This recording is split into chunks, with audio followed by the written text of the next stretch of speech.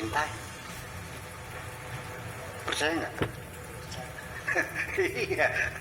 Kalau nggak dicintai cantik nggak? Ya enggak lah, gitu. Nah, itu.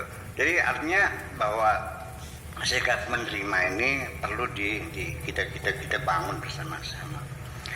Sikap menerima ada yang segini, ya sudah, nasibnya Pak Tato jadi dosen, alhamdulillah, jadi pegawai negeri, dapat pensiunan, gajinya segitu, ya wajar, alhamdulillah, terhormat, profesi yang paling terhormat jadi dosen, mencerdaskan anak bangsa, yang tersanjung, alhamdulillah.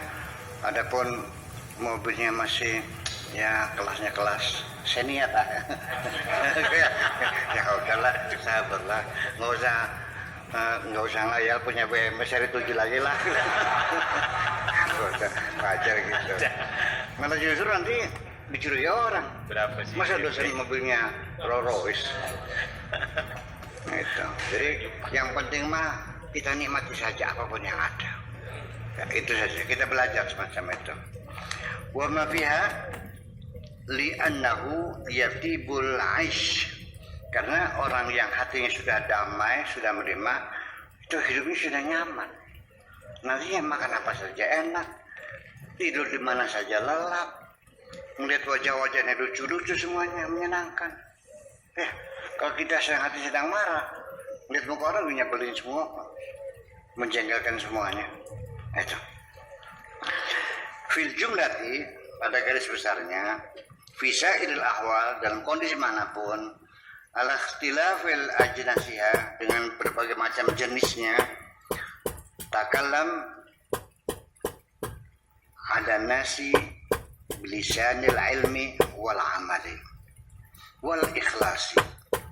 Silakan engkau berbicara dengan siapapun, dalam kondisi apapun dan dimanapun. Satu, berdasarkan keilmuan, ada standar saintifiknya, rasional, wal amal, dan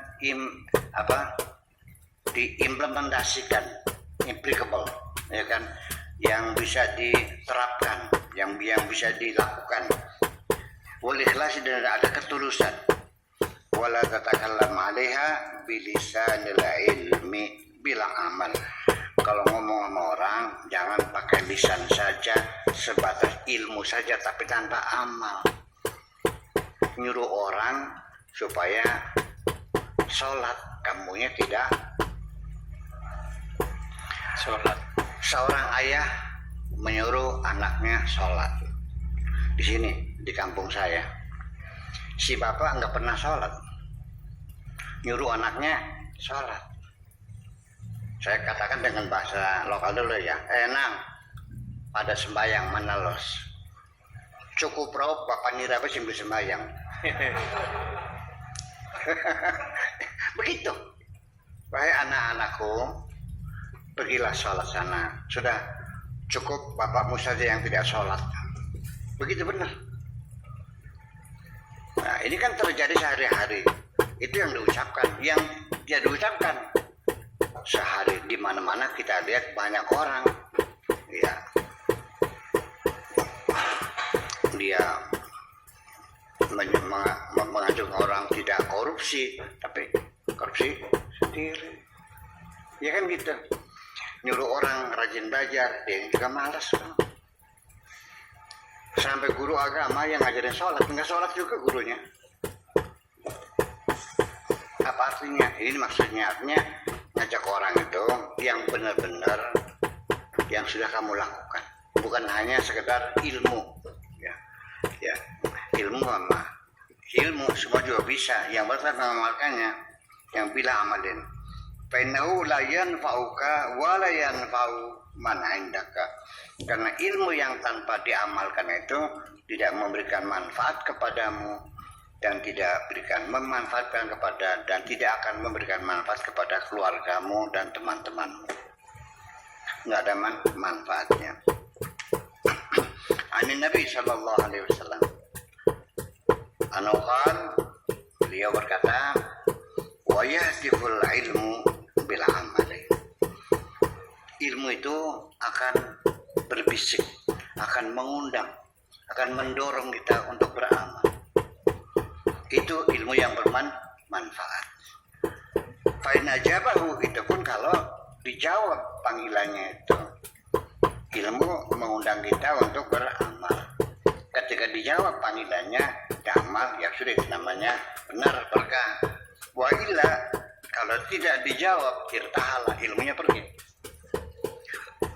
Yang dimaksud pergi itu tarhalu barakatuhu. Artinya keberkahannya yang hilang. Hanya ilmu kok. Hanya bisa debat aja, ngadu dalil. Kelakuan mah kayak monyet kelakuannya. Iya. Ilmu mah tinggi, kelakuannya kayak monyet. Timban sekali namanya, kalau ini namanya jarkoni. Ngajar wong ngelakoni. Iya. Ya, itu semacam itu. Nah, ini terjadi pergeseran nilai dalam pendidikan sendiri. Harus kita perhatikan bahwa pendidikan kita zaman dulu pada waktu kita masih kecil namanya sekolah di SD, SMP, SMA, di pesantren itu kan pendidikan sifatnya normatif. Artinya ketika guru ngajarin saya sholat, gurunya sholat. Kalau guru ngajak kita zikir, gurunya juga berzikir. Itu adalah pendidikan yang sebenarnya normatif. Tetapi sekarang sudah bergeser pendidikan kita dengan deskriptif. Yang penting murid paham, mengerjakan atau tidak mengerjakan itu bukan tugas guru. Yang penting Anda ngajarin murid jampi-jampi sholat, bisa sholat, selesai. Itu tugasmu. Adapun melakukan sholat atau tidak itu bukan tugas guru. Itu namanya deskriptif. Yang penting asal paham. Seperti